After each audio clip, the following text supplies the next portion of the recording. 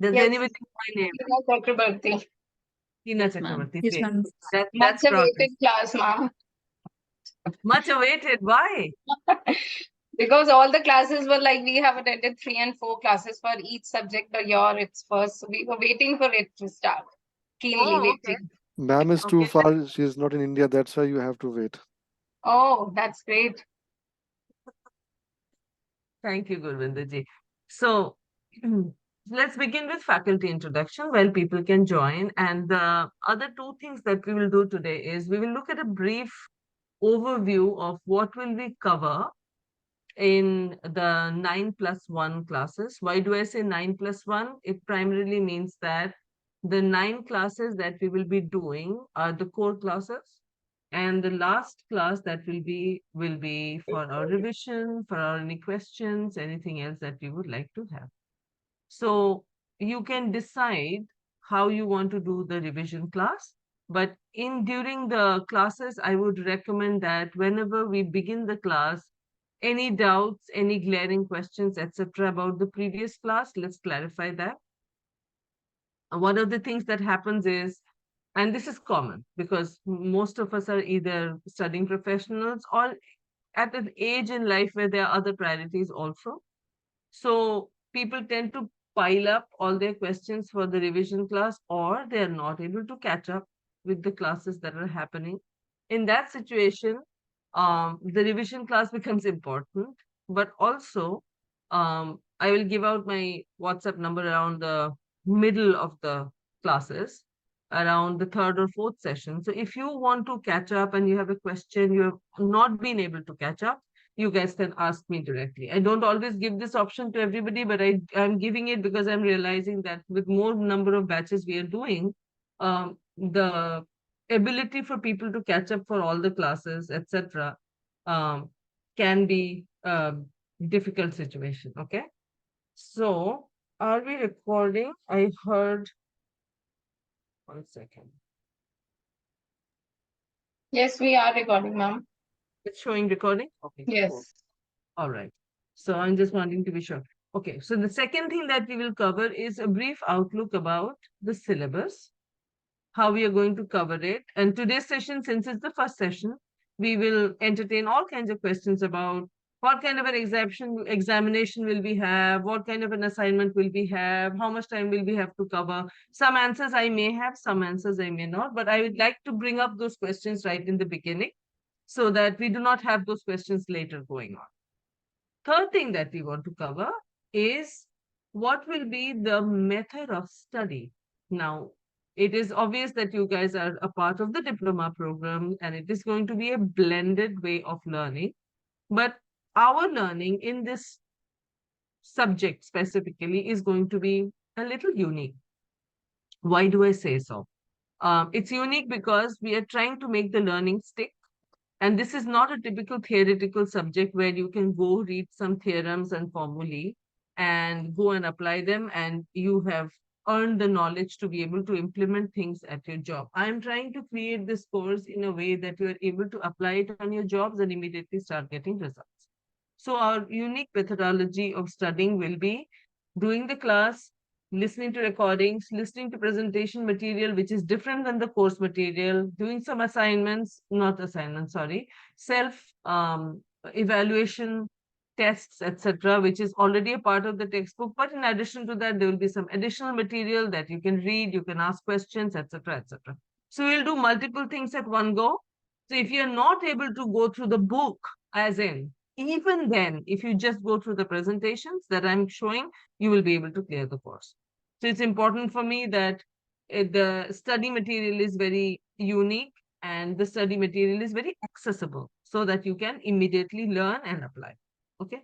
So beginning with the introductions, I think we are on time, so I will not waste any more time. My name is Tina. I am right now, as Gurvinderji mentioned, I am not based in India. I am based in the UK. I work for Philip Morris International as a capability building leader. My job is, it's a fancy name for training and development. Basically, I'm an electronics engineer. I study from St. Stephen's College, Delhi. So I'm a very much Indian girl in terms of education. So I finished my education in 2000. Yeah, 2000. Masters in physics. I did an MCA. I did an MA in economics. I did an MA in English. And then recently I did an MBA in human resources. Studying, researching, staying connected to education is my strength. And when I studied so much and I got an invite from ISTD saying that because of your diverse experience, we would like you to teach this subject, I was a little shocked because I don't have a PhD. And most people who teach you these courses are academicians. So I'm not an academician, I'm a practitioner, I'm a corporate individual. I'm very much from the corporate world. Places where I worked are before this, I was with Accenture. Before that, I was with Iris Software. I was with the media house. And all of these are human resource roles that I have done before. Then I was 11 and a half years with Genpact. I began as a software developer, by the way. So, and I was a software developer with IBM and with some place called Fluid Soft Incorporation. That was my first job. If you want to read more about me, feel free to look me up in LinkedIn. This conversation is not about me. It's just to give you an idea about whom you're talking to. I'm also a life coach and a happiness coach. I do extensive counseling and I volunteer for suicide helpline. So basically, in short, you get the gist. I like helping people. I like to make people successful. And in that capacity, I am here humbly present in front of you to try and enable the journey of digital transformation in learning and development for all of you. Okay. Our time difference is 4.5 hours, so it's a morning. As you see, I'm wearing a jumper. It's nine. Today it's 19 degrees, but actually when you go outside, it's pretty about 8 degrees. The wind is chilly. It's very cold. The cold has started seeping in. I stay in London, so I'm in between the concrete jungle. So that's a little bit about me. Um, we will be doing classes every Sunday. I think this time works for everybody. Yes, no, maybe. Yes, ma'am. Yes, Yeah. ma'am. I know I will be battling the after lunch number, but I'm hoping that the content is engaging enough for all of you to show up and for us to have a constructive conversation. Also, one of the things that I hate is talking to a blank screen because I'm from the classical era. So by design, I very sneakily reveal my age by saying that I've done my MSc in 2000. So you guys can back calculate and have an idea about how old I am. That's not the intent, but the whole idea is to be vulnerable enough to say that I had to change my way of learning, facilitation, accessing technology with the advent of COVID. And before that, I was always a person who would like to do stuff face to face. I still am, but then the whole idea is that it's horrible to talk to a blank screen. So in facilitation, I generally stop in every class in the middle or in the beginning to have a conversation on topics which are compelling. And as Gurvinderji says, that the conversations can go in various directions. It sometimes go into philosophical directions, it goes into political directions, it goes into social directions, because what we do as a part of digital transformation impacts the lives of people. And it is worthwhile talking about the cultural impact of what we do. Okay, so I would encourage conversations. When we bring up a topic, feel free to express yourself. Nobody's judging you. If you do not know something about the topic being spoken about, feel free to say that you do not know. Okay, that's one. Second thing is what I've observed is people do a lot of lift and shift from the internet. It's disappointing to see when you look at the answer sheets also, people have totally copy pasted from the book when they're writing the answers. You can do that. I mean, that's your choice. But the whole idea is that when you are here and you're investing the time, might as well learn something, right? So when you are trying to write for your assignments or trying to write for your exam, try and put in your own experience out there instead of simply going by the textbook. I would encourage you guys to read up, and that's why I will be sharing white papers, research material, which you may or may not, you can read, which will make more sense to the subject that we are learning. And that is where we marry the practical with the theoretical. Okay. So with that, that's my introduction. How many people are we on the call? I think we are, how many participants? 28. 28? Yeah, 28, I guess. Unfortunately, guys, I will want to use the time for education, so I do not have time for personal introductions. But while we go with the call, we can start conversing more as and when we talk about the topic. Did you all receive the syllabus of the subject? Yes, All ma'am. of you have the syllabus and you have the books? Yes. Yes, ma'am. Fantastic. So the book is written by yours truly, Tina. So the book has been written 3 years back, 4 years back, sorry, 3 or 4 years back, when the ISTD began this course. It is based on practical knowledge, working knowledge. Some of the material you will also get on internet, the one that we have on the book. I tried to kept the format evolving because the subject that we are going to study is something that changes all the time. What was yesterday, by the time we wake up in the morning, there are new three tools or four tools that has been added, which will help us in digital transformation of learning and development.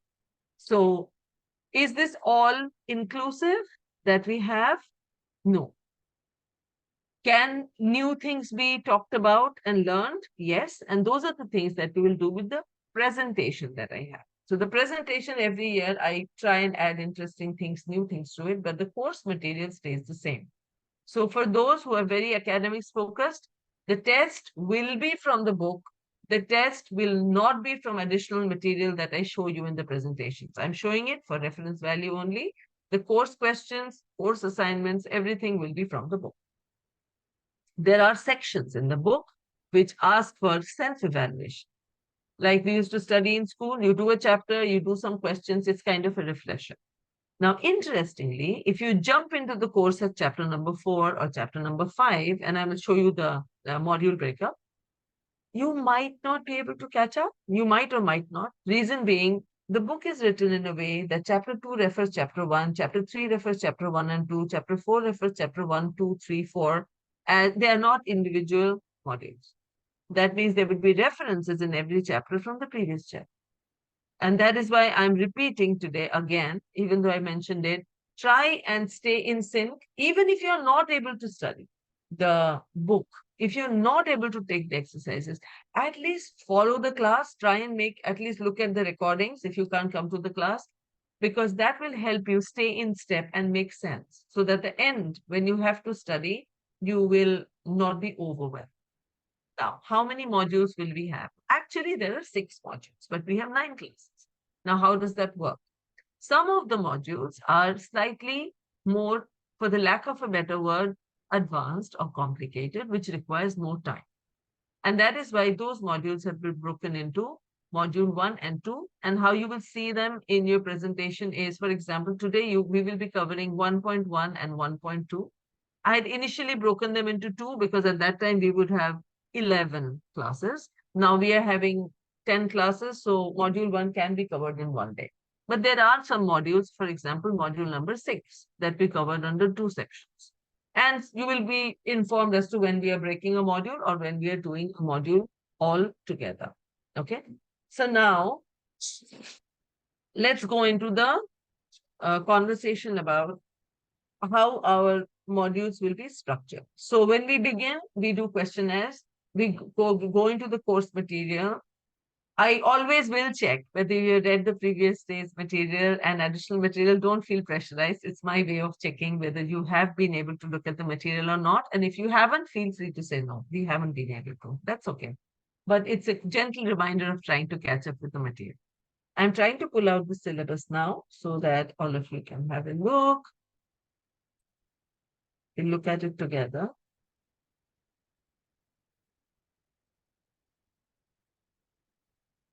Syllabus. Here you go.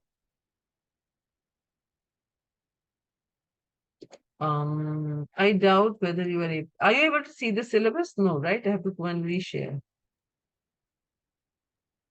No, ma'am. Okay, I'm just gonna share my screen. Share screen. Okay.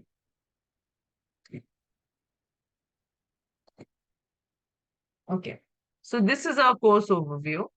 We have module number 1, which is going to be digital transformation, meaning, need, and purpose. Module number 2 will be learning disruption and risks. Module number 3 will be upskilling in an organization. Module number 4, continuous learning. Module number 5, standards around e-learning. Module number 6, digital learning platform. Okay. And module number 7, it says revision class, but actually, like I clarified, we will have 9+1 classes. So till module 6, we would have covered 9 classes, and the last class will be for revision. Any questions? Does that make sense? Yes, ma'am. I try to be like a school teacher so that it's very, very simple. Because I hate being overwhelmed. And I've studied in various institutions. I studied in Stephens where they assume you know everything. So you really have to catch up. Then in other places I've studied where people have not given enough information, which makes it very, very difficult to go back and try to connect the dots. So my way of teaching, if it's different, please let me know. If you want me to speed up, let me know, is really low context. And those are in the psychology space, in case anybody of you is. There is something called a low context and a high context. When you say high context conversation, it means that the person is assuming that you know certain things. For example, you can assume that it's day where Tina is sitting and at a certain time, you can assume these things and have a conversation. Whereas low context is assuming the other person is a dummy. Okay, this is no disrespect, but the idea is to break it down at the lowest level so that it's easy for people to understand. So we've covered our syllabus. We know how many classes we will have. Now we also know about the mode of learning, which is blended. So what are the few things I will expect from all of you? First of all, when we are in a class, let's be in a class. Let's not have parallel conversations. Let us not engage in phone calls, go on mute, always keep our cameras off. Humble request, you guys have lovely faces. Even if you're just out of bed wearing your pajama, I don't mind looking at you. Feel free to keep on your cameras on. If you can't, it's all right. That's also okay. That's your prerogative. But it's lovely to talk to people who are engaging, who are willing to show their face. Second, questions that I will be bringing up in the class would be on practical aspects. Some of you might not have the experience for it. And you might say that I've never done this before. Like, for example, in my last session, there was a lady who, from the medical profession, she could not relate to any of the examples that we would give because we would give IT examples. So it was very interesting for me to try and find generic examples which also apply to the manufacturing industry because we had a couple of them from there, the government because we had some government folks and some medical folks. So feel free to share examples because I am primarily from the IT and other spaces, but definitely not from the medical or the pharma, the pharma manufacturing, yes, maybe a little bit, and definitely not from the government space. So in case you have more relevant examples, feel free to share. The third thing is the research material that I will be sharing. Sometimes those get updated. There is more recent information available. If you find it, please share it with me directly. I will give you my email address. It is, I'm going to write it in the chat. Maybe that can help. It's tin_chak at yahoo.com. Feel free to write to me here. This is my phone number. This is my India phone number. Use this number only if you have any questions, etc. I have WhatsApp on this, but as I said, I will entertain WhatsApp questions only after module number 3, because by that time, I will know that people have questions around the topics. Before that, I don't think you will require to use these credentials. And now let's jump into our module number 1. So give me a second. I'm pulling it up. Okay, fun question. What batch number are you guys? 87? 7, ma'am. 7. 87. Okay. So let's begin. Before I bring up the slides, let's begin with the question, which is kind of a warm-up interaction. What do you mean by digital transformation? What's the first thing that comes to your mind when you hear the word digital transformation? It's like Usage of technology. okay. Sorry? Okay, Chipra, you say first, then I'll say. Usage of technology. Ma'am, Like the manual things going into the automation part. Okay. I'm basically using computer technology into, companies like products, process, and strategies, business strategies, using all that. Okay. And now with the coming days, Sorry, Shipra, you Yeah. continue. I was just saying that now with the coming days, more to AI as well. So where do you see it all fit in to the larger picture of learning and development, or as in the subject it says training and development? How do you see all of that fit in? And the virtual classes that we are now having is more of Okay. the technology. Okay. Earlier, it used to be the traditional classroom trainings only. It was restricted to classroom trainings only with the pen and paper board, blackboard teaching and all. Now more into the PPTs, presentation, deck presentation, and other ways.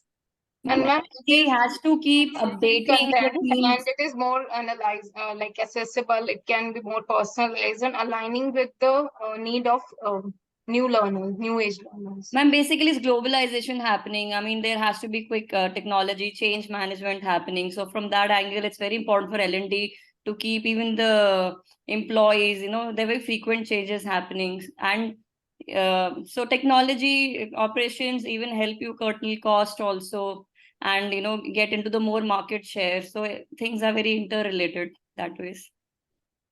Also Okay. to create an experience for the learner through the medium. Example, I think somebody mentioned using animation, animated videos, so that you're creating an experience or a learning journey for the learner, so that he gets clear attention. Okay, interesting. So when you say learning experience, let's understand, what do you count as a learning experience? What is it that is something that qualifies in your mind as a learning experience? From the blend of existing knowledge plus something that you're learning additional. So for me, learning experience is that. Yeah. Which is able to retain for a long time. Yes, ma'am. I like to say the same. Whether that's something which can help you retain that, practice it, apply it in your day-to-day. To apply what you have learned, basically. To apply what you have learned. Okay. So I'm going to flip the question now. Can you tell me what is the biggest challenge right now that the organizations face, especially when you talked about the fact that applying the learning? Where is the gap? Why is there a skill gap or a need for learning and development? And we will deal with this in module number 3, by the way. We will talk about what is the difference between skilled workforce, unskilled workforce, upskilling, reskilling, and deskilling. We'll talk about it. But why do you think there is a learning gap? Because the technology is everywhere, people are studying, people have access to so much. So why is there a gap? Where are we falling short? Why do we need a transformation strategy instead of just jumping into and following what used to happen earlier? What is the need? The need for right reinforcement is always missing. When we conclude any trainings, we probably track after 2 to 3 weeks, or probably we are tracking for maximum 2 months. But what happens after that? So Okay. the learning experience goes below, probably dips, because as a learner, I will only remember things which I get more personal. So in the journey, ma'am, that is what happens. There is no reinforcement of the bite size that I've learned previously, and there's nobody even monitoring going back, because trainings are gone. I mean, we've moved ahead, so that usually happens. Okay. So there is a lack of reinforcement curve. There is a lack of what should I say? Feedback or feed forward. It Right? can start from like doing the right TNI and TNA, from choosing the right methodology of the training, and then evaluating at the right time. Like sometimes I have seen, like in my organization also, people start asking after 15 days, only 1 month also. What are the changes? Are they able to apply it or not? So let's give the time also. Okay. Yes, Suresh. Yeah, good evening, ma'am. Good evening. Yes, good evening, all. As our colleague has just now told, proper learning need analysis helps to bridge the gap exactly. And after planning the learning need analysis and planning the proper learning interventions also, so we have to take the feedback from the learning experience, includes about how the participant felt about our training program. So the feedback has to be taken from the participants about their experience of learning which they have attended. So the feedback can be taken for two things. One is effectiveness of a training manager, how effective he is regarding that we can take the feedback, giving the rating as we know. And the other thing is how much the curriculum or the models which we prepared are relevant to them. So we have to take feedback for that also. Yeah. So efficiency of that curriculum or module which you have prepared. So learning experience has to be taken. So based on that, we can further customize our instructional design also, so that future learnings will become more effective. Okay. That's what. So And one more Suresh, thing. have you heard about the model called the Patrick Kirk model? Has anybody heard about the Patrick Kirk Yes, model? ma'am. Some people are Yes, nodding. ma'am. Yeah, Yes, Yes, So ma'am. using yeah, it. yeah. So that yeah. is where we Reaction. will talk about level 1, level 2, Mm, level 3, level 4, level 5.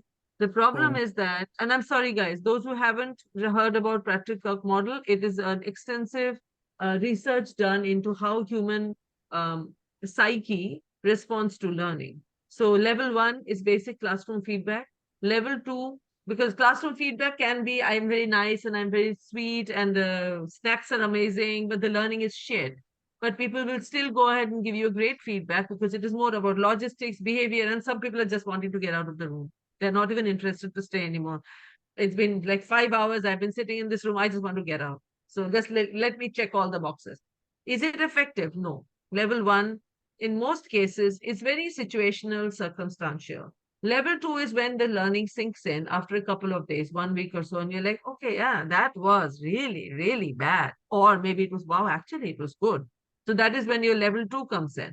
Level 3 is more about applying on the job, learning, and not only applying, but also seeing results. And that's when you see whether it was relevant or not. But then that is where the example came in. The medical professional who I was giving IT examples to, she said, I really can't relate to the concepts because I cannot apply them on my job. Can you break it down in a way that I can apply on the job and start getting results? Now, the question is, when you go to level 4 and you tie out your learning outcomes with your um, performance objectives, KPIs, key performance indicators, or somebody who's so guys, one of the things we will do is we use abbreviations or acronyms, let us make sure that the ones who do not know, they don't get overwhelmed. For somebody use the word TNA, it is training need analysis. So let's use the full forms instead of abbreviations so that we don't confuse people. So, like I said, when we go into performance indicators, key performance indicators, the connection between what you are teaching people and what they are really applying and getting the results from might vary. And that means that you might not, somebody just mentioned, they start asking results in 15 days. The results in 15 days might not be always visible. What we are doing is we are laying the foundation, we are cementing the understanding blocks by being a learning development professional. And with the results that come with this as delayed, so your level 4 response and your level 5, which was added later, is called the return on investment, comes way later. So your digital transformation strategy cannot be a 2-month, 3-month, 15 days, 45 days strategy.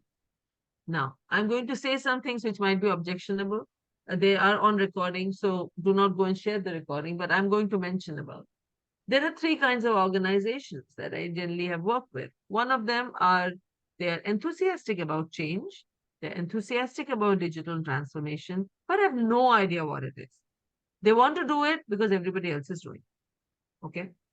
Second kind of organization is they understand digital transformation, they're excited about it, and they would like to be in step with the world and to some extent also maybe stay ahead.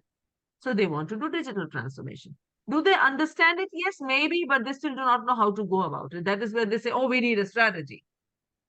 And the third kind of organizations are like organizations like Google, like Pinterest, and Facebook. I can say the names because I worked for them. They truly understand strategy. They know the importance of being the early bird. And they also know that unless and until we are the first movers, we get the first mover advantage, everybody else is going to catch up. They also have a very clear path about how to monetize it, how to be there in the long run. Where do you think pushing the digital transformation agenda plus budgets be the easiest? Pop quiz. Where would it be easiest? Easiest with budget would be the top one, ma'am. Like because they have The level 3, yeah, the third kind of organization. The second kind of organization will chicken out the moment you will say that it's going to take so much on time, it is going to take so many resources, it's going to take that much money, they will chicken out. Or they will say, oh, I thought it's going to be something else. This is way more serious. So let us think about it. So they will be partially invested. But the good news is, if you're able to sell the story, if you're able to spin the story, because the competitors are doing it, we will be left behind, we have to do something, you will have a difficult conversation, but it will not always be a zero outcome. You will get some fruitful results. Okay.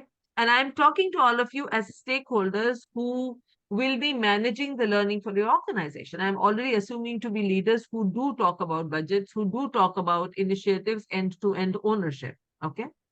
The difficult ones, the most difficult ones, and the impossible ones, which some of you might actually come up with questions saying that, I'm struggling. Like in the last session we did, there were 4 or 5 people from these kind of organizations.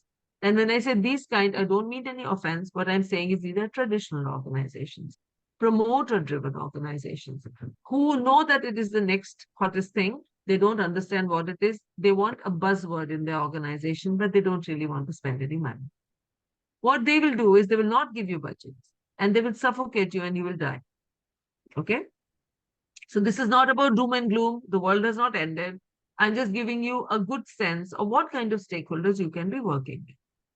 Now, when you are, so why am I talking about this? What relevance does it have to digital transformation in learning and development? The relevance is when you are educated about all aspects of digital transformation, you are able to have an engaging conversation where people can see the end-to-end benefit. Now, when I asked what is digital transformation, you guys gave all kinds of responses.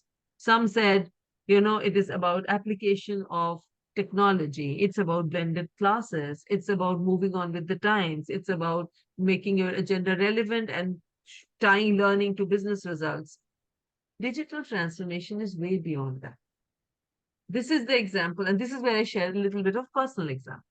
This is when I had not done my MBA HR and I had pledged after doing 3 masters that I will not do any more masters. Okay, I said I've studied enough for life. I will not do another masters. I had spent 11 and a half years in the organization, and I was like, I would like to leave and find a different job, not because this job is not good enough. I think I need a change. I was under the impression, and like I said, I'm an engineer. You can read more about me. I'm an engineer by profession, and I ended up in human resources and people development and leadership development purely by chance, because somebody took a chance on me saying that you're really good at this. You should do this for us. That's how I landed up there. But most of my learning was experiential. My learning was not formal education in human resources till that time. So I go into this interview and I update my CV and I start talking to various headhunters, and everybody is most of the time is impressed, but my resume is not getting shortlisted. Now the question is, why isn't my resume getting shortlisted? I have the experience, I have everything that is required for something to work for me. Now this is where we are talking about outside in influence, perspective, perception that people have about professionals. Most of the cases, people will even look at your resume or look at your credentials. And this is true for all learning experts also. If they have certain qualifications, other than that, no matter how much you stayed in that field, it does not make a difference. That is where I was struggling. Now, I could have read this on the internet and dismissed it, which I did for quite some time. But eventually, somebody who literally wrapped my head was when I went to an interview. I can't tell the name of the organization. And this gentleman, he's a senior vice president. He sat me down and he said, let's hear about you. And I talked about all the things I had done, what all the human resource experience I had, all leadership development experience, my awards, my accolades. I literally poured my heart out. And this gentleman is like, you are amazing. I would love to hire you. I would love to give all my responsibilities because I think that you can do 3 jobs at one go, but you are not ready. I will not hire you. I was never rejected from an interview like that on the face. It was like a big wake up moment for me. I said, sir, you are being so candid with me. He said, I totally love you, but you are not ready. I can't give you the job. I said, will you care to explain? He said, will you have coffee with me? I said, I will, definitely, sir. I would love to hear. What can I change? He said, come, let me take you to coffee. So he took me to coffee. 62-year-old man. Okay, he's about to retire. He says, Tina, what is the difference between why do you think that the leaves look green? Okay, because he by that time had an idea about I had done physics, I had done electronics. So he asked me a very casual question. Why do the leaves of a plant look green? I said, well, um, is that a trick question? He's like, no. So I mentioned that, well, the light reflects off the leaf's surface, the green light gets reflected, there's chlorophyll. I gave my scientific explanation as to why a leaf should look green. He said, there you go. When I asked you questions about your experience, you could talk about initiatives and things that you've done. But when I asked you about an HR model, when I asked you about outcomes, when I asked you about the long-term vision and the short-term vision, your responses were patchy. I'm not saying that you do not know. I know that you will be able to execute it, you will be able to deliver it, and maybe if you read something on the internet, you'll still be able to give me the response. The difference between an educated response and an experiential response is the experiential response might be tunnel vision, limited by your experience. Whereas when you have educational aids to your benefit, you will know that these aspects of my education I have been able to apply and some I have not. So obviously I didn't get the job, but the gentleman wrapped me strong enough on my head for me to go and take an MBA course part-time from Narsi Monji, work myself to death because I was in a full-time HR leader role at that time, and my days were 11 hours, 12 hours. But I did complete that MBA because that gentleman told me, you should be doing this and you should be doing it. If you can't do full-time, at least do part-time, don't do long distance. I'm trying to, sorry for the long personal share, but what I'm trying to establish here is that the educational aids that you will have will give you an idea about how the entire landscape of digital transformation works instead of just knowing about, oh, digital transformation, online training. No. Digital transformation is an entire strategy that you implement for an organization for business outcomes. That's your response. Now, that response you can give after doing this course. You can read it on the internet and say it, but after doing this course, you will be able to hold an educated conversation when somebody says, oh, I don't know how this translates. You will be able to manipulate conversations with leaders to talk to them about aspects in your education that will appeal to them. For example, if there is a leader who is excited about gamification and simulation and other things to be implemented, and they think that, oh, that organization is doing it, why don't we have it in our strategy? It helps you have better budget conversations. It helps you integrate various elements into your strategy. And it also helps to roll out because you will have support from the leadership. Okay? Does it make sense? I've been talking for a long time. I'm going to take a pause. Any reactions? Yes, ma'am. I don't want to put anybody to sleep. All right. It was So, insightful, ma'am, to know your experience and certainly triggers some more for us to take some action. Thank you. thank you very much. You're very kind. And like I said, guys, feel free. My life is an open book. I've had various kind of stints, changed jobs very rarely, then changed jobs very frequently. And for the last, I think, after COVID, my understanding about how long you should stay with an organization has really changed. I have stepped up the game in terms of changing organizations, getting more diverse experience. And I'm getting old and I'm like, what do I have to lose? Maybe I'll get some of the diverse experience onto my kitty. So feel free to read about me. I also have my own website if you want to read a little bit about what I'm not when I'm not a corporate professional. So feel free to look that up too. It's all there. I'm presenting my screen now for us to get started. Share screen. And here we go. Share. Guys, no notes required. You can put your pens down and just listen. You don't really have to take any notes. Everything is out here in front of you. Module number 1. Welcome, everybody. We are going to jump into digital transformation. Today, we will talk about digitization, digitalization, and digital transformation. What is the difference between the three? Most organizations I have worked in and most classes I have done, people use this interchangeably, which makes it really difficult because there is distinct difference between the three terms. Then what is the need for digital transformation? We will also talk about digital transformation pillars, framework, all the things that I just spoke about with this long story. It mainly showcases the fact that when you have pillars, frameworks, strategies, etc., that you can connect to, your conversation changes from being an airy, fairy mental figment to something which is real, practical, and implementable. Okay? Then we'll also talk about what are the digital transformation roles. And when I say roles, it also means who are the main key players in making sure that your digital transformation is implemented successfully.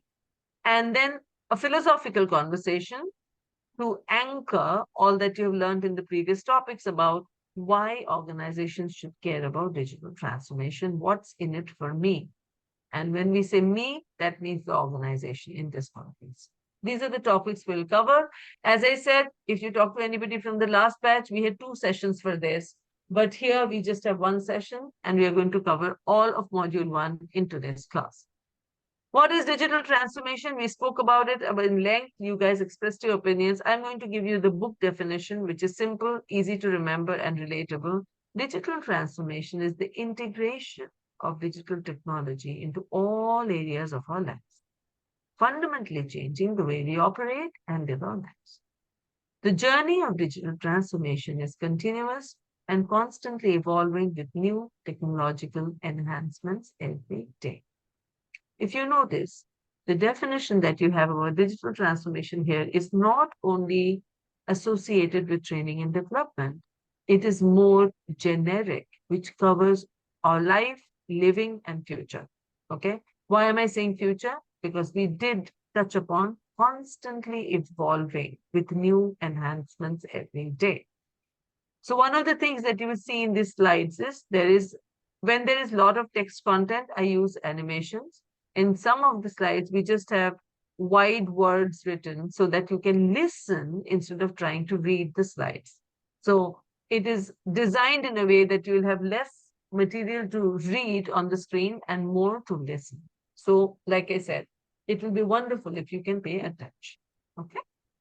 Now, we will talk about the difference between digitization, digitalization, and digital transformation. Before I go there, let's stop the share and let's get some input.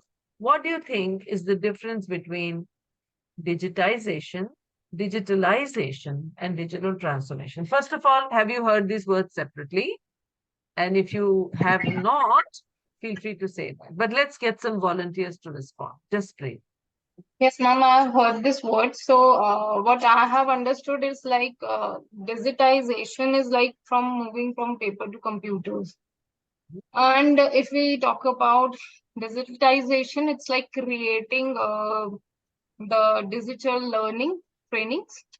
And the digital transformation would be the example I can say about LMS. Okay. Okay. Good attempt. There are certain things that we will talk about, but then, yeah, because one of the things I also want you to remember, like I said, paper, analog to digital, understood. But then the next level that you spoke about, digitalization, it is just not creating learning development modules. It is beyond that. And we'll discover that. And then the final one that you said is about digital transformation. Yeah, I was just trying to give the example. It's like, automating the Which is existing all right. processes. Which is which is all right. I understand, but we will break it down. That's what I'm I was saying, that we'll trying to break it keep it down. short with the examples. Thank you. Okay. Thank you, ma'am. Anyone else? Anyone else? Ma'am, digitization is making information more available in a digital format from analog to digital.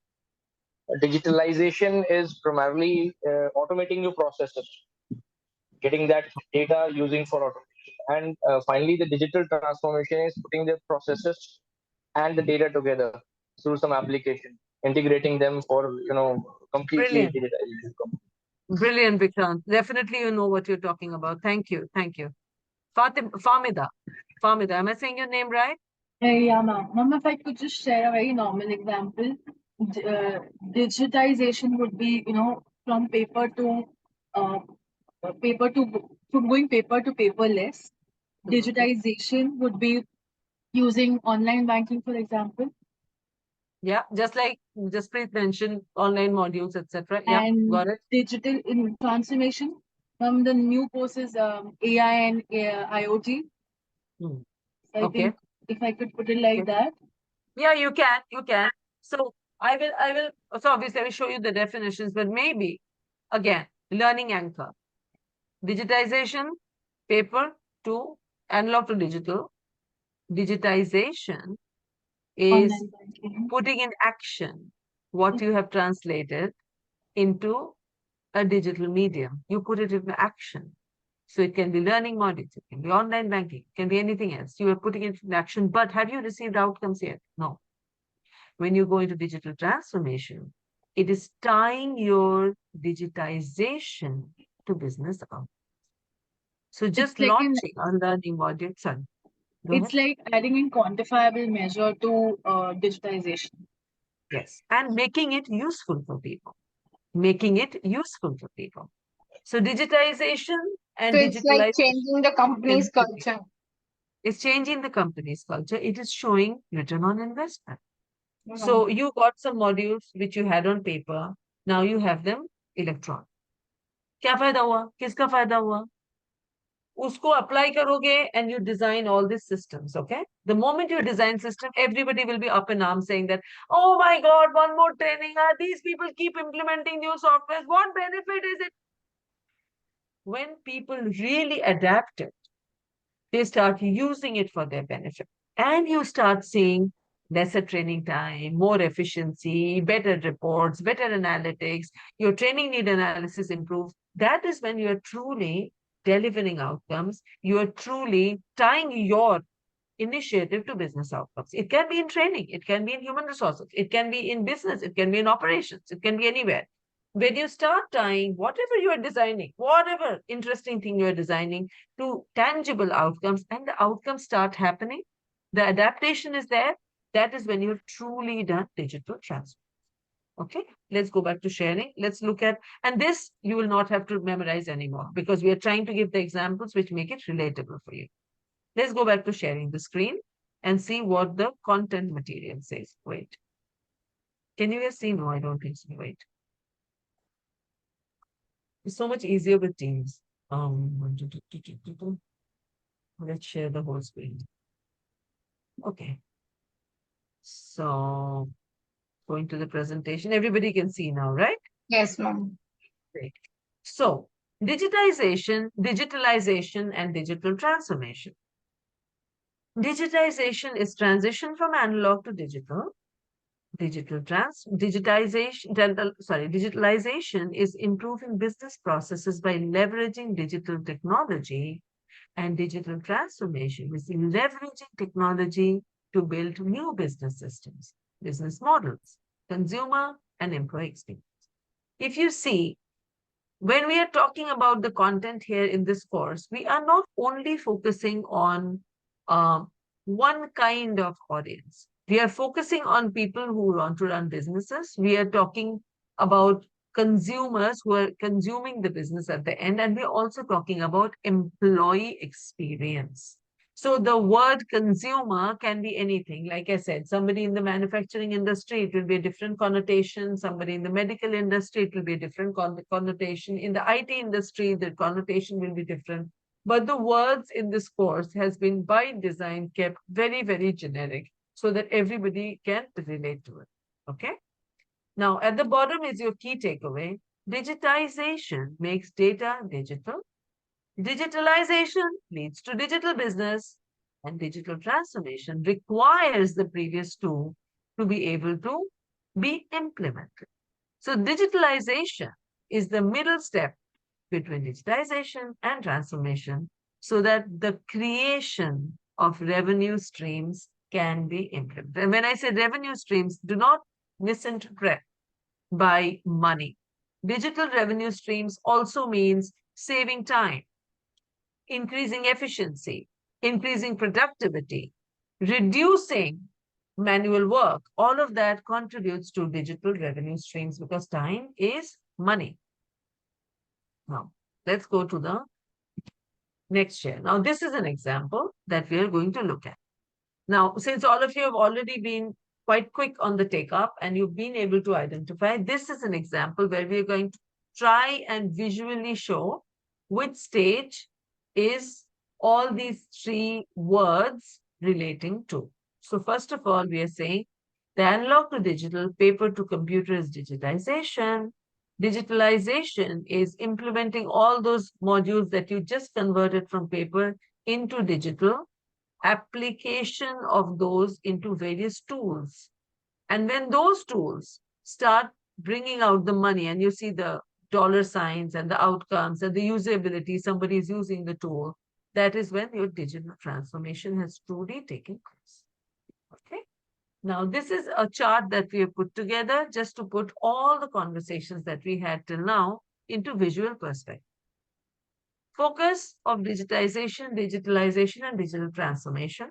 It's all on the screen. I'm not going to read them, but then what the parameters we have used to distinguish between the three is focus, the goal, the activity, tools, challenge, and one small example. So like I do in most cases, I'm going to shut up for some time now for all of you to read this. And once you're done, I'll move to the next slide. So I'm going to stay silent for the next 60 seconds, maybe, or 30 seconds. Just absorb the material which is there on the screen and let me know if you have any questions.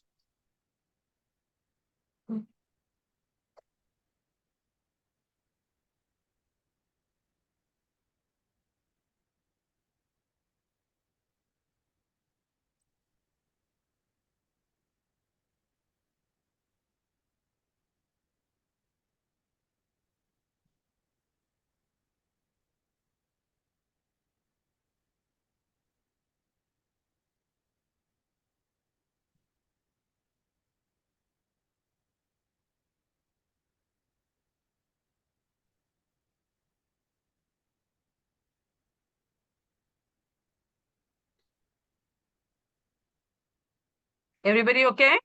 Should we move? Yes, Oh my ma'am. God. Who's everybody? Okay. Cool. Yes, ma'am. All right. So now, I promised you that we will talk about various kind of models and implementation frameworks so that you can have an educated conversation. The first one is upon us. We are talking about digital transformation and innovation process 6 pillars. The 6 pillars, we will continue referring to them throughout our course material. Okay? So listen to them carefully, understand them carefully. It's very easy to understand as long as you're paying attention. All of the 6 of them are expressed on the screen, and I will give you enough breathing time and reading time. If you see clockwise, we go from module 1 to module 6. The module 1's name or the pillar name is on the outer circumference. You don't have to write down anything. All of that is in the book, so don't scramble for your notes. What that pillar means is in the middle section of the triangle, which is a part of the 6 pillars. Okay. So if you see, the first pillar is experiences. Second one is people. Can everybody follow the graphic? Yes, Third ma'am. one is Yes, change. ma'am. Yes, yes. Yeah. Fourth one is innovation. Fifth one is leadership. And the 6th one is culture. So maybe next time onwards, I will try and bring out the laser pointer. It's easier. Okay. So all these 6 pillars together will help you implement your digital transformation strategy. Okay. Now let's look at what each of these pillars are. We will bring out all the critical pointers here. First of all, let's look at experience. What comes to your mind when you talk about experience? Nowadays, the world is about experience. It is the customer's experience as well as your employee's experience. Okay. And again, I had to recalibrate from our last session because I had people from various industries. Customer doesn't always mean somebody who's paying for a service. Customer can be anybody who is the end user of whatever you are delivering. Okay. When you have the experiences correctly calibrated, then only you can realize what people need. It is something like the training need analysis that was being spoken about.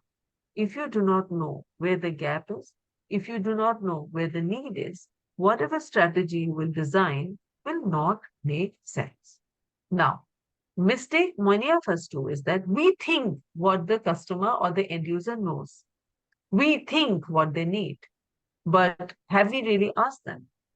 Also, the people who will be working with them, have we taken into consideration what their inputs are? So your first pillar of digital transformation is gathering experiences from people without bias, without judgment, without trying to jump to conclusions. Okay? So when you are making sure that your experiences are properly documented, which is the journey, the behaviors, the expectations, all of them, you can move on to the next one called people. Now, how is experiences different from people? Experiences is what people go through. Okay. A wonderful person can be really nasty because they have gone through a bad experience. At the end of it, this human beings and psychology we are dealing with. We also have to take into consideration that what our transformation will have as an impact on the people, not only the employees, but also on the end user. So it's not about delivering to an experience. It is about how will things get impacted after our digital transformation comes into place. Now, how many of you have been privy to conversations of people losing jobs because of AI? How many of you have? Let's stop the share. It's a little intense conversation. How many of you have seen layoffs in your organization because of a digital implementation of tools, etc.? Have you? If you haven't, wonderful. But have you? No, I I have. haven't seen, but I've heard. Yes, You I'm heard? Yes. hearing Yeah. very often even coming across that even in for the future also there'll be a lot of jobs which is not going to exist anymore. So exist. There is this topic of people sustainability that people have now started talking about. All this time, people were talking about nature sustainability, earth sustainability. अब people sustainability पे भी बात हो रही है. क्यों हो रही है? Why? Why do you think people are talking about it? It is because technological advancements are taking away people's jobs. And the skills that we thought were integral for people to be a part of the larger system is being replaced by technology, which is way more efficient, way more cheaper, and mistake proof. Technology doesn't take a holiday. Technology doesn't have medical emergencies. Technology doesn't, it might need a backup, but what I'm saying is that it is way more foolproof. How many of you have gone to a movie hall recently? नहीं देखी किसी ने movie जवान नहीं देखी किसी ने अभी तक some people are smiling. Oh my God, Shah Rukh Khan has lost his charm. Okay, so whatever. If you have gone to a movie hall recently, and it's just a rhetorical question, you will notice there used to be this friendly clerk who would be giving out tickets. We had to queue up for tickets once upon a time. None of us liked queuing up, but we had to. You had to buy tickets, you had to go on. Then there came the concept of you can book online as well as in person, and you can collect and you can go in. Now, there are places, and especially in the UK, we don't have a counter. We don't have a counter. You cannot buy tickets. You cannot buy tickets on the spot. You have to book, you have to come, and you have to go in. And there is no concept of even printing a ticket. It's all on the phone. So what I saw back home has like completely transformed like 300% times more for your digital implementation. Now, what happened with those clerks who used to sit there? Have you thought about it? What jobs do you think they're doing right now?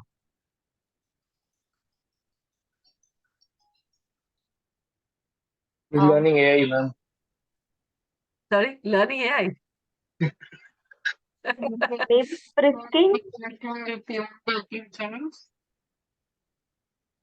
Just Yeah, guess. yeah, of course. I mean, that's the whole idea. I want your brains to work also. Remember, digital transformation will come with a backlash, guys. If you're not able to do the change management well, this is the only thing people will see. And even if leaders who are sentimental, who are sensitive, they are going to push back, saying that, oh, what do you mean by online training? There are trainers in the company. What will they do? And what will be the outcome of this? So let us say this example, if you extend to your mailroom. Do you remember good old days? I don't know how old you guys are. There used to be a mailroom in the office. There would be a mail clerk who would sit there and will give out the letters and couriers and everything else. How many of you have mailrooms anymore? I know in the organizations where I have worked, mail has almost gone. And in case you have to collect your mail, you can swipe your electronic card and you can open your mailbox, take your mail and go away. What happened to the mail clerk? What happened to the book my show ticket person? Okay. And these are like simple examples for you to relate to, but then there are larger roles which are also being cannibalized or downsized because of an implementation of technology. So now the technology can be the big bad wolf, but it can also, from a business angle, now think of as an entrepreneur, you are like having an amazing time. I buy it, I implement it, I don't have to think about it. Okay. So your digital transformation will have very real, very significant impact on so-called quote unquote people. So are you cognizant of it when you're rolling out your strategy? That's your second pillar. Not only the experiences, what impact will your digital transformation proposal have on people? And now, because you are on pillar number 2, you still haven't been able to draw out your strategy because you're just gathering inputs, right? You're gathering experiences. What the second pillar tells you is to make a note of who is doing what at this point in time, how much of a people dependency does the system have. Why have I stopped sharing screen at this point in time? Is because I want you to have a humane understanding of this. When you are mapping out a digital transformation strategy, when you are looking at the various pillars that have to be taken care of, customer is the king. Outcomes are what drives all of the digital transformation. But it's important to be sensitive about what impact it will have upon people. Does it make you an inefficient employee or a worker or a leader in case you think sensitively about people? It doesn't. What I'm saying is be cognizant of what the impact will be. How you will deal with it, it helps you frame that. If you are not aware of it or you haven't thought about it, your change management will be a nightmare. All right, have I stressed the point enough? Everybody got it? Yes, ma'am. Great. I'm going back to sharing my screen now. Here you go. Okay. So the next one is change. We spoke about change management. I don't have to beat it to death. What is the change management strategies for change management that will allow higher adoption of your transformation? And how the adoption will happen, the digital strategy, we have a topic for that also. Don't worry. But right now, be cognizant of the various pillars. First one, experience. Second, people. Third, change, which obviously comes with change management. Fourth is innovation. What kind of innovation our company can take? So, for example, when I worked in Google, they were all about innovation. Whereas as compared to other companies which are prominent, but they are smaller scale, like Pinterest, like Coinbase and other companies that I worked for, they wanted innovation, but they wanted it staggered. They didn't want to go all in. They wanted to understand what the innovation will what the innovation will bring about a change in how much time, and how much benefit will that bring. Now, let me share a funny example.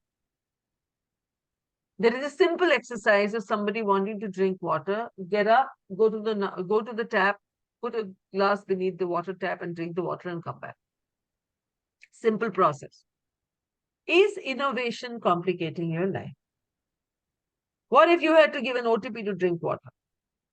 What if you couldn't drink water unless and until you had your mobile phone? It would be funny, right? What kind of innovation are we bringing into the organization? Is it complicating our lives? Is it really required? Does it derive the benefit that it's being invested for? Is what you need to take a call on. So why I use this silly example is you have to recognize in some organizations, systems are good as is. You do not have to change them in the name of innovation. But you have to be sensitive to the fact that what are the systems that can bring in better benefits? And the benefit has to be significantly more for you to invest in innovation. Okay? And also, it should have enough opportunities for scalability and for adaptation and evolution. In case people increased, in case the situation changed, you wouldn't have to go through the innovation journey all over again. So when you are looking at your innovation pillar, be careful about what kind of solution you're choosing, not because somebody else has the new shiny toy, not because you have the money and you can buy a Lamborghini. I will not be able to drive my Lamborghini in Indian streets. Let me buy something which will be petrol efficient, which will be beneficial, which will look good and work for me. Okay. So what are the innovation solutions you are identifying and what will benefit in the short term and the long term? And what are the things that you don't need to change?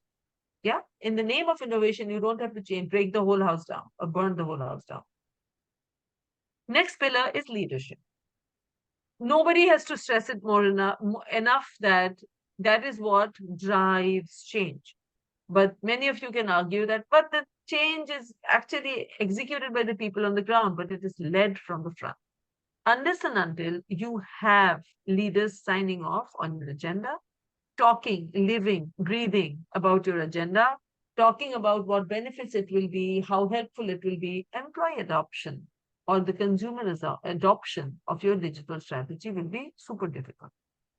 So you have to make sure that you have your identified anchor points, people, the leaders who will be able to work with you to drive the change management and help the adoption of your digital transformation strategy.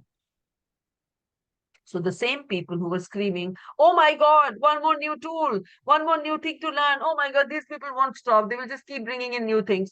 When the leader stands up on stage in a town hall or anywhere else or through an email mentions that this is going to be beneficial, guys, crack on. This is the way forward. People follow in line. They might still have opinions, and it is your job to keep responding to that, keep allaying them, keep taking care of their insecurities. But once the leader says that this is going to work, this is benefiting me, I have adopted it, everybody please try it, the adoption rate increases and your job becomes simpler. And the last one, unarguable will be the outcome of all the previous pillars is the culture. Okay. Culture will be the outcome of all the elements of experiences, people, change, innovation, and leadership. It basically makes sure that your digital strategy not only gets implemented, but also stays, sustains. Otherwise, if your culture is not built in, if people slip back to older habits, what happens? Most of you would have experienced this. There's a new shiny thing that comes in, everybody jumps for it, everybody implements it, and then everybody forgets about it. So what was that? That was really a transformation that somebody tried to do and eventually fell flat on the face because it didn't sustain. Your changes that you are trying to introduce in the system for efficiency will only sustain when there is a culture that you build around. Let us take an example of learning management systems because we are talking about digital transformation in training and development. There are softwares, Cognos, SuccessFactors, this and that people launch in their organization. When they launch in the organizations, everybody is excited about it. But what people often do is that they leave the older system still active before the new system can keep in or punch in completely. What that does is it allows people a transition period to move from the previous ways of working to new ways of working. Often what happens is if you leave the legacy system on for too long, people stop using the new one because they're so comfortable with the old one and they want to stay with the old one. So where is your intelligence coming into the picture in this situation? You have to make sure, and there's a model I will teach you, which is called unfreeze, freeze, refreeze. Okay. In that, you let people use older systems, but constantly at the top, you keep saying this version will be sunset by so and so date. You will not be able to operate it anymore, guys. So people stop going back to older habits and they go and say, okay, oh my God, this is the new future. We have to learn it. Okay. So first they begin with reluctance, then slowly they start saying, इतना बुरा भी नहीं है, can चलेगा, ये बुरा नहीं है, ठीक है, लग रहा है better, ये benefit है. Slowly they adopt it. Now, what is the time lag you want to give is where your intelligence as a learning professional comes into the play. So that is how you build the culture of moving away from the old and moving into new. Now, if the change is too drastic, people will go back to older one or they will start escalating, screaming, stop using. So how do you introduce your transformation in smaller phases? You don't have to take away all the tools from them.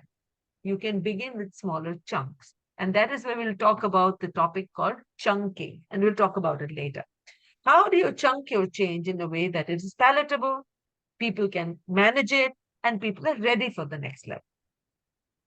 When you apply all the 6 transformation pillars in tandem, parallelly, not necessarily in a linear flow, you are able to have the awareness of how much time will you have to, how much time is required to design the transformation strategy. Because if today somebody comes and tells you, bana do, digital transformation strategy bana do, can you create it? Your digital transformation strategy at this point in time will be identify as is process, identify software, create new content, do pilot, roll out, done. That's a 15-day vision. That's a 3-month vision. But if an organization has to transform digitally, you will have no clue what are the few things you need to look at. The transformation pillars give you an idea to define the purpose, define the scope, define the time, define the budget, define the innovation investments that would be required if it means external softwares, and how much time the culture will require to break. I'm saying break because when you break the older culture, you create the new culture. So when you now create a transformation strategy and you have an educated, quote unquote, conversation with your leaders, they will say, oh, okay, she's thought it through, or he has thought it through, end to end. That is where education will help you. It will give you an idea about what are the few steps I need to take immediately, low-hanging fruits, and what will take more time. And that will also set you up for success. How? Because you're yourself saying right in the beginning that this will take time. It will not happen immediately. I will need resources for this to happen. I will need investments for this to happen. I can do this without all of that, but to take it to the next level, this is what is required. What does that make you? It makes you confident. It makes you aware. It also makes you more equipped to roll out a strategy, not just a digital project. Unfortunately, in most organizations, people roll out these initiatives in small bursts. And that is why in large organizations, you will go and see there are 50 learning platforms. In my current organization, there's 17 learning platforms. Everybody did a fantastic job. They went and they implemented digital transformation. Everybody went, somebody went, bought O'Reilly, somebody went, bought SuccessFactors, somebody went Cognos, somebody went Udemy, somebody went LinkedIn Premium. Everybody's got their own thing. Everybody ran it like a digital transformation. Did it help? No. It is confusing the hell out of the employees. There are 50 million different platforms in which different kind of content is sitting. The same content is in different platforms. The content is not updated. There is no version control. There is no ownership of control. But everybody did a digital transformation. But that was not really a transformation. It was a short-term fix. You as a learning leader have to say, for the entire organization, which is my scope, how do I map out the change, make sure it's effective, sustainable, not waste of money, and in case something is existing in the system, how do I connect it? that can only happen if you're paying attention in pillar number 1 and pillar number 2, people and experience. That is when you'll get to know, oh, मुझे तो ये करने की जरूरत ही नहीं है. We already have a software there. Some portion of the organization is already doing this. Oh, they also need this change. Why don't we combine forces? That is why I can't stress enough for you to pay attention and pay the price of time. Spend enough time in the investment in pillar number 1 and pillar number 2. The rest of them can follow in sequence. But the first 2 pillars are critical to success. If they are done correctly, you will get your culture right. You will get your leadership sign up much easier. Okay?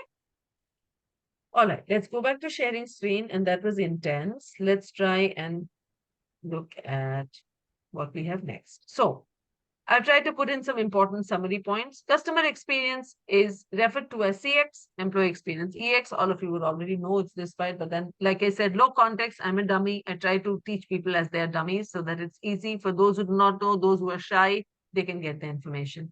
Put people first instead of technology, adapt the mindset, change is inevitable and it might be tough. To transform, there must be innovation. Leaders should be proactive. Culture is the key. Major takeaways from this slide. Okay. Is the pace all right, guys? Am I going too fast? Am I going too slow? No, ma'am, Yes, pace no, is good enough. Perfect. That's fine. Okay. So we began at what, 4 o'clock? What time is it right now? We have to go till 5:30. Yes, ma'am. Yes, ma'am. So we have 10 more minutes, ma'am. We have 10 minutes, perfect. So we will look at the 7S and maybe the after the recap. Sorry, guys, I will just check how. Yeah, so there's a recap, and after that, okay. So I will move it to the next class. Sorry, we will not use all the time today. We will just finish at McKinsey 7S. Next session, we will do a bit of module number 1, and then we'll move to the module number 2. So, how many of you have heard about McKinsey 7S model? Any takers? Anybody has heard about it before? Yes, ma'am, And we how- have heard it in our first semester. Okay, so how many understood it? Ma'am, if any change happens at this level, if any change happens at the structure, strategy, style, staff, system, the skills has to be upgraded. Okay, That's what, madam. Famida? Upskilling is very much. Ma'am, Thank you. there are 7 key elements. The idea behind is to understand how effectiveness can be achieved through the interactions of these elements. Okay. What else? आप लोग ना चांद पे पहुंच गए हो. सारे लोग चांद पे पहुंचे हुए हैं. All responses are at the moon. At the ground level, we have to have more clarity. Talk to me like a child. When you look at the 7S framework, what is it that you see? If I tell you to apply a 7S framework to your household right now, what do you see? Can you identify the system, structure, strategy? Can you identify the skill, staff, style, shared values? When you are able to apply a model to any situation, that is when you truly learned it. It's not about definition, it's about truly understanding. Now, rethink my question. What do you mean by a 7S framework? Ma'am, Partho this side, am I audible? Yes, you are. Yeah, ma'am, what I understand is this 7S model are, these are 7 elements in any organization or anywhere, Yes. which, translates into effectiveness in that organization. These are the 7 pillars, you can say, or these are the 7 areas which combines together and results into effectiveness. Or Makes sense? Makes sense? yeah, Okay. it's like that. Yeah. So soft elements and hard elements. Just please go ahead. Sorry. Thank you, Yeah, Partha. ma'am, like Just if please. this all 7 elements are aligned together with the organization, so we can achieve our objectives, organization objectives. Okay. अब मुझे एक बात बताओ. How? Sorry. Go ahead. Yeah, this is Partho on this side. Yes, Partha. For example, if an organization, needs some kind of change, be it external, because of external or might be internal reasons, and we need to define the a new vision, mission, and the values for that organization, we have to consider all these seven elements, the hard and the soft, Yes. which is going to define the way forward for that organization. Yes. Do you see how beautifully these elements can contribute to your digital transformation pillars? Can you see it? So when you have the systems and you have the structure and you have the strategy elements, they are what? The hard elements or the soft elements? Who can tell me? Hard. System, structure, strategy, hard elements. Exactly. And the soft elements are the skills, shared values, style, and stuff. Because you read about the model, I don't need to expand too much as to why they are called the hard elements or the soft elements. The hard elements are easier to identify. If you now look at the 7S model and you tie it back to the digital transformation pillars, you will see that the first step in creating the strategy is identifying these elements, classifying these elements into your transformation pillars, and then you can start mapping up your blueprint for your transformation strategy. Yeah. And thank you for letting me know that you've already read about this model. Otherwise, I've spent more time here. Your home play or your homework would be try and identify the elements of 7S model in any simple example at work or at home. You can use your cupboard as an example. You can use your living room as an example. You can use your computer hard drive as an example. Any situation, try to identify the elements, the 7 elements of transformation if you had to change the way of your working. Remember, like I said, if you constantly start applying all these tools in regular life in various things, it will be easy for you to understand and implement them in the law. Okay? So I'm going to leave it at the recap. It's very magically timed. So I'm not going to go overboard on time. It's just our first session. I don't want you to bore to death.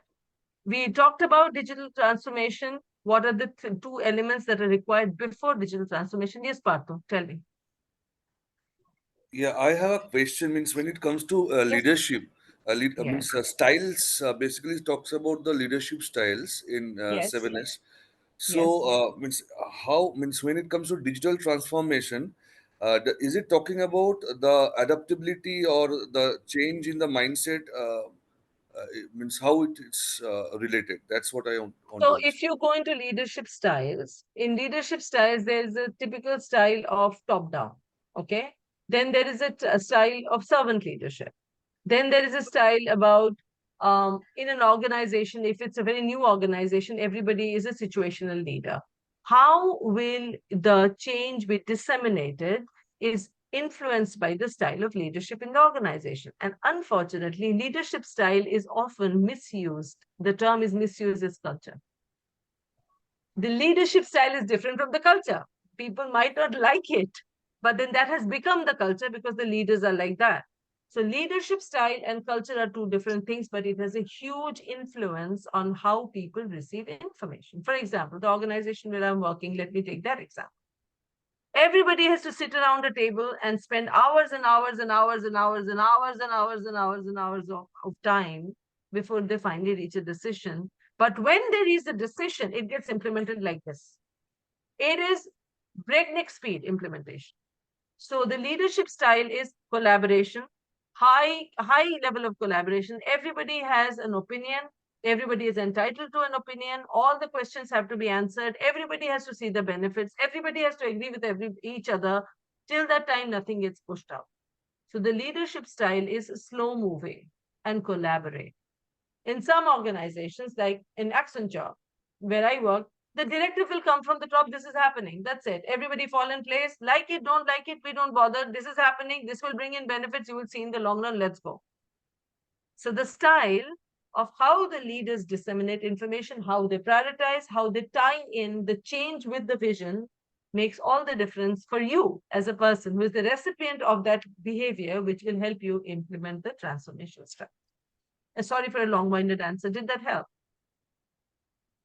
Yeah, perfect. Thank you very much. You're welcome. You're welcome. So, guys, that's the recap for today. As I promised, I will not bore you to death. I will never go over time. We will Another question can I ask, please? Yes, please. Go ahead. Yeah, ma'am, I was just thinking like the pillars of digital transformation. People should be the first pillar, and then comes the experiences. Interesting input, but then we are all serving and out. We are serving for a purpose. Now, that is the evil of a business. When we say experiences, actually, we are not deprioritizing people. Experiences and people are overlapping pillars. And when we say overlapping pillars, experiences can only be expressed by not machines, by human beings. Yes. So when we are talking about the pillars, why we want to distinctly distinguish them is when we talk about experience. Let me think of a very silly example. Okay. Like, And ma'am, I if use you're talking about the training part, so first yeah. I need to know about my people, that who are going to be, who are in the need, or like. Okay, you're a bleeding heart, lady. Let me let me put your heart in place. You don't need to know about the people. You need to know the outcome you have to deliver. And that is the experience. Like, I was just saying that when I know that these people need this much, this is a gap, An this much interesting they thought know. process. Yeah. It's an interesting thought process. I will not contest it. But what I'm saying is that you begin with the end in mind. Stephen Covey, Right. right? When your experiences are clear as to what you want to deliver, that is when you see how are these people whom I have to train, how will they be able to deliver this experience? And yeah, I understand that this goes hands in hand because people and experience, This yeah, goes hands in hands, right. This goes hand in hand. Why? So initially, I was of the same opinion as you. And that's why I have all my sympathy. I was a bleeding heart. I call it a bleeding heart means that I'm more concerned about how people will deliver the outcome, how it will be beneficial for them. But here, the HR leader is stepping in. People will change. People will go, new people will come. What you have to design as a transformation strategy is to understand what is the end objective. The end objective is by 2023 end, we have to deliver 3 digitized courses, which will cover 4,000 people across the organization. This has to be led by X number of people, and these are the people who will be implementing the change. And many of them are not up to the mark. And those people have various learning needs, which you have found from your TNA. So how do I customize my material, my learning style, my learning path? Maybe instead of 3 months, I need to start 6 months before so that my change at the end of 2023 can be implemented. What I'm doing is I'm being sensitive to the people's needs. I'm sensitive to what they require, but I begin with the end with mind. That also means that some people who will be implementing that change might not be ready. And I have to bake in systems, structures, check-in points, revision modules, reinforcement modules to make sure that they are ready. So when you begin with the end in mind, your objective is more clear. And like I said, I won't contest it. You can go the other way around also. But I have found that it is more effective because a hard, bitter truth is people are replaceable. Yeah, ma'am, that makes sense. Thank you for sharing And that's that. why I said, sorry, but people are replaceable. So, and that is what I said. We have to be sensitive, but we also have to know that that's the hard truth. Yeah? Yeah, thanks a lot. You're welcome. Naprata, go ahead. No, no, ma'am. Actually, you've already answered. Even as a layman, like, if I'll just like to add, there's nothing like loyalty these days because people have a lot of options. So if I Yes. talk about experience, like you said, outcome, similarly, I understood it as a touch point. So I am if I have to make any changes, first I have to see those touch point, how well they're working for the people. So, right. So first the analysis. Customize karo, usme dikkat nahi hai, wo customize karo. It has to be customizable for people to have it. Now, Right. if you, so I would like to move my whole organization from a certain way of working to a different way of working. Oh, the resistance hoga hi na. And the people who are also moving people from level A to B, they are also human beings. They will have their own opinions. Nahi karna, bekar hai. How do you make sure that the experience that is being delivered is standardized and the people who are driving the change are also on board? And that is where understanding people becomes important. Ki, can this person deliver the change? Is this person ready? अगर तुम्हारा trainer ही ठीक नहीं है, तुम कैसे deliver करोगे change? So how do I make sure that the trainers gets prepared so that they can teach the people, and what kind of separate tactics and strategies is required for the people who will drive the change, who will receive the change. And that is, we will delve more into it when we look at the strategy bit. What do we need to, agar aapka main initiation point hi galat hai, your information bearers, the ones who will drive the change, are not equipped. They do not have all the information. They are themselves conflicted about whether this will work or not. Your project has failed, already failed. So begin with experiences, begin with the end in mind, know what has to be delivered. Find the people who can deliver it and let go of the people who will not let go, in the sense, do not include them in your core team. The ones who are required to deliver the change, they can come into the team later. But the core team has to consist of people who can deliver it, who have the ability, who have the agenda very clear, who can have an educated conversation with the leadership in their own small pockets. And then you bring in the other people who are slightly skeptical, because by that time you have gained some momentum. You already daudna shuru ho chuke ho. That's when you can get more people along. But shuru karne ke liye, you have to have the experiences, right? You have to have your core team. And that is where we will talk about your project management, not project management, the digital transformation core team, and what are the roles that are required there. I said project management because I'm a part of the PMO team here. So I by default, it's my office speak coming in play. Okay. I think I've spoken enough. Lovely meeting all of you. Lovely seeing your faces. I will send out this presentation. It has content that we will be covering in the next module. So don't overjump or get anxious about it. We will still cover that. We will begin from the recap page, but I'm still sending it for your reference. Okay. And I will also send over the recording. All right. Thank I'll you. talk to you Thank next you, ma'am. Sunday.